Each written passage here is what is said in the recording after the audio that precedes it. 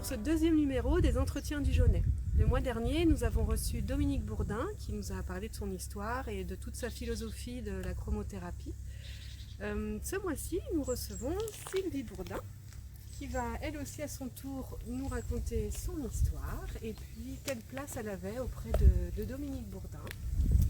Voilà, écoute, bonjour Nathalie, Bonjour. bonjour tout le monde.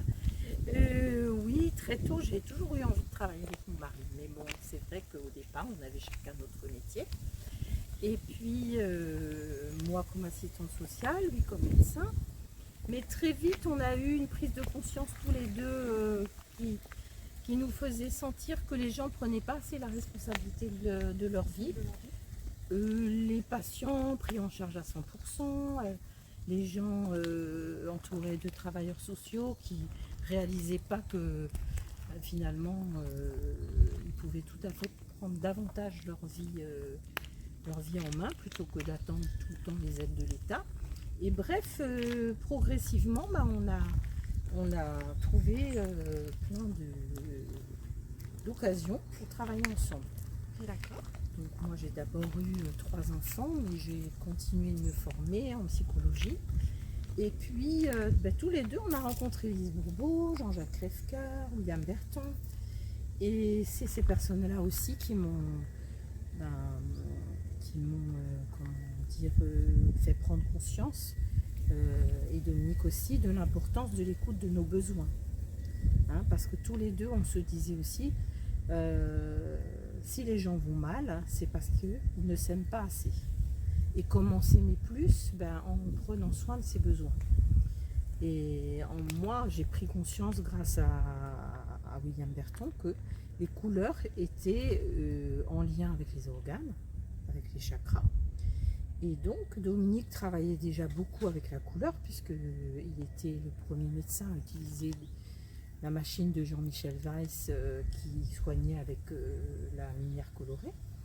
Mais il a compris, avec moi aussi, que la couleur, ça correspond à des organes. Et c'est pour ça qu'il nous fait comprendre que la symbolique des couleurs, elle est universelle, puisqu'on a tous un foie, on a tous un estomac, on a tous... Mais de mon côté, étant plutôt, disons, j'étais plutôt intéressée par la psychologie, j'avais fait toute la formation avec Lise Bourbeau. Et c'est comme ça que j'ai commencé à travailler avec Dominique, en fait. D'accord. Donc tu vas nous raconter tout ça, ce que tu as réussi à mettre en place dans tous ces accompagnements. Alors Sylvie, à partir de quand tu as commencé à travailler avec Dominique? J'ai commencé à travailler avec Dominique quand j'avais toute cette formation avec Lise Bourbeau qui m'intéressait beaucoup. Et Dominique avait commencé à sortir du cadre médical strict pour vraiment s'occuper des personnes sous forme de cure. D'accord. Et il a aussi vraiment découvert un médecin qui pratiquait les irrigations du côlon et il trouvait personne pour l'aider à pratiquer ce soin. Moi, l'ayant reçu aussi et m'étant formée avec lui, j'ai vu les bienfaits de ce soin et puis c'est même moi qui lui ai proposé. Je lui ai dit: «Écoute, si tu trouves personne, moi ça m'intéresse de faire ce soin, de revenir vers le corps», parce que les études de psychologie, de théologie, tout ça, je trouvais ça un peu, déjà un peu déconnecté du corps et j'aime D'accord, ouais. beaucoup, être dans le corps physique. Du coup, j'ai commencé à travailler avec lui en donnant des entretiens pour que les Mhm. curistes puissent mettre des mots sur leurs émotions. Et cette formation avec Lise Bourbeau m'a beaucoup aidée pour accompagner aussi les personnes en irrigation du côlon, puisque ce soin fait aussi remonter des mémoires, faire des prises de conscience. Donc on a commencé, puis ensuite ensemble, on s'est formé à la communication avec Jean-Jacques Crèvecoeur, on s'est formé au massage. On a découvert aussi la méthode Nado, la gymnastique. C'était pour moi vraiment une période très active Mm. et qui nous a beaucoup rapprochés. Donc vous avez mis tous ces accompagnements en fait pour créer vos propres cures en fait. C'est ça, c'est là qu'a commencé l'aventure cure proprement dit. C'est-à-dire que Dominique s'éloignait de plus en plus de la pratique médicale normale, diagnostique, hein. ordonnance, non, non, c'était une prise en charge de personnes, sur tous les plans, D'accord. physique, émotionnel, psychologique, mental, vibratoire, hein, Mmh. énergétique, ce qu'il faisait déjà depuis le début avec l'acupuncture. Donc ensuite, moi, j'ai eu envie de mettre en place un stage parce que, j'avais envie d'être, disons simplement être assise à écouter des personnes, ça me suffisait pas. Mmh. Donc je faisais des entretiens des fois en marchant, des fois je faisais allonger aussi les personnes pour des relaxations, mais je me suis aussi formée à l'art-thérapie et à la danse-thérapie. Et puis toutes ces formations, beh, me donnaient envie de créer un stage qui rassemble en fin de compte toutes les formations que Que tu as j'avais reçu. faites.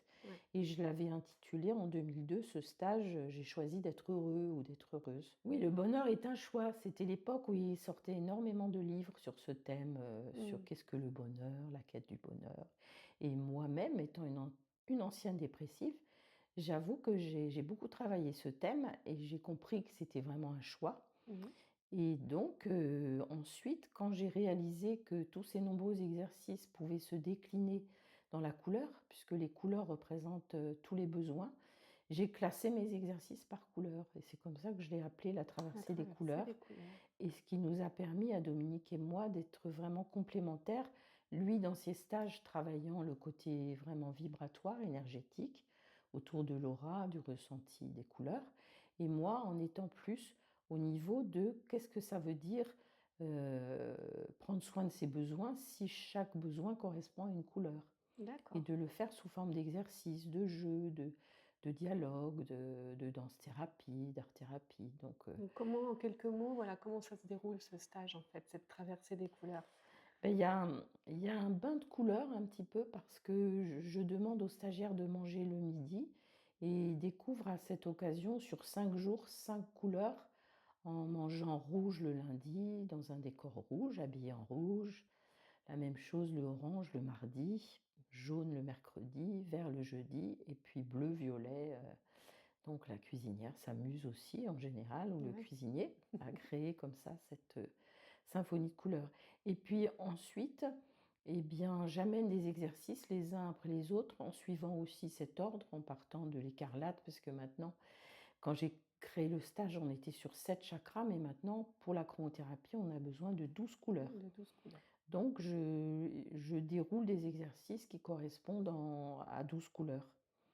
Et c'est plus facile pour ce stage est ouvert à tout le monde, mais pour les chromothérapeutes, ça leur permet vraiment de sentir et de ne pas oublier à quel besoin correspond telle couleur. Parce que si le jour orange, ils ont beaucoup joué, ils ont beaucoup ri, beh, ils se rappellent que l'orange, c'est la joie de Donc vivre. c'est plus facile pour faire les C'est liens et voilà et retenir. puis en plus, ça les fait travailler sur eux puisque on est un bon thérapeute si on est conscient aussi soi-même de là où on en est.